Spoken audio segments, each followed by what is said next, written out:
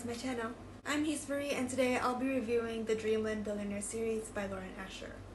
This series has 3 books and the final book just came out I think a month ago, somewhere in this year. And I've been keeping the previous books 1 and 2, to read once the 3rd book comes out because I want that perfect reading phase.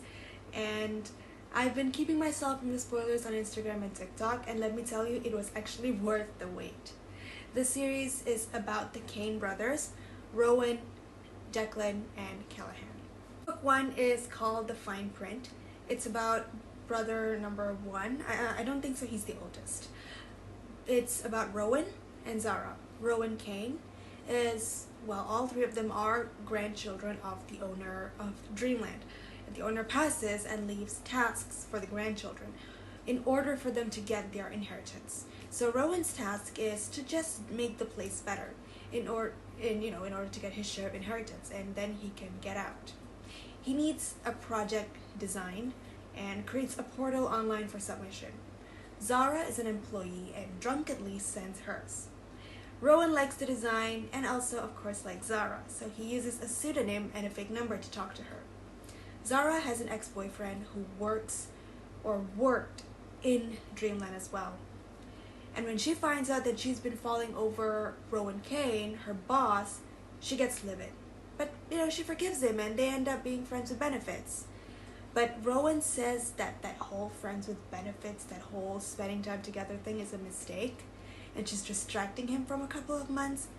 That's when Zara just can't take it anymore. She leaves him.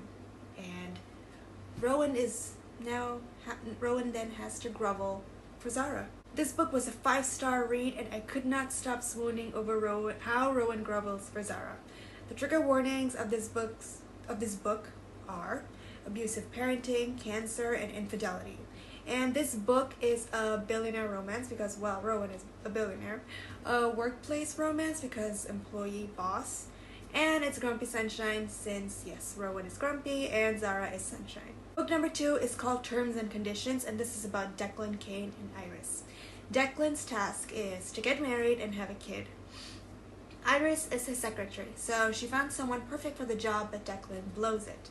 So Iris decides to step up, risking her happiness if it means her boss can get his share of inheritance. I know, I was suspicious of Iris throughout the whole book as well. Their marriage is contractual, however, of course, Declan develops feelings, and yes, calls Iris a distraction as well. She then resigns as secretary, to which Declan refuses to accept, and Callahan, the 3rd brother, whose book is the 3rd book, he comes in, swoops in to save the marriage, and gets Declan to grovel for Iris. He makes Declan realize how important Iris is. I love the groveling, but I needed more. I just needed more of Declan, if I'm not mistaken, buying a van and, driving Iris to show the house where they were gonna stay. This book is a fake marriage of convenience trope, and check your trigger warnings as this book talks a lot of the same thing: abusive parenting, learning disabilities, and death of a parent. This was 4 stars for me, as I didn't like how Iris decided to marry him, just like that, just leave everything, leave her life and marry and become a Dreamland owner or CEO's wife, just like that. I don't know, I just felt that she was a gold digger, and it's a very, very unpopular opinion. The final book is called The Final Offer, and it's about Callahan, Kane, and Lana.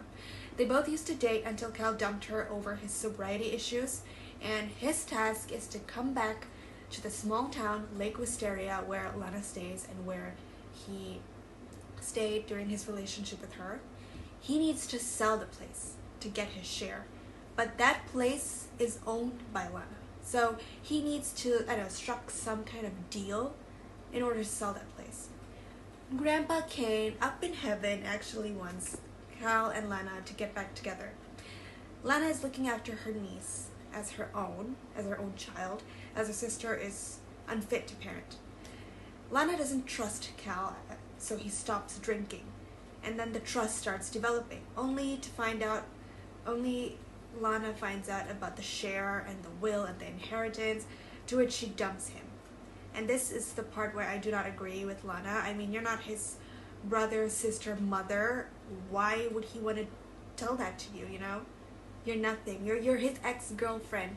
You don't get that kind of priority. And plus, the only people he shared who knows about the will were the three brothers and their wives, Iris and Zara.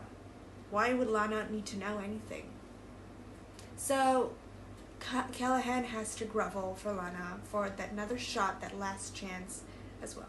This book earns 5 stars, if not more, because of Callahan. He's by far the best Kane brother ever. This book speaks heavily about addiction and alcoholism, so check your trigger warnings.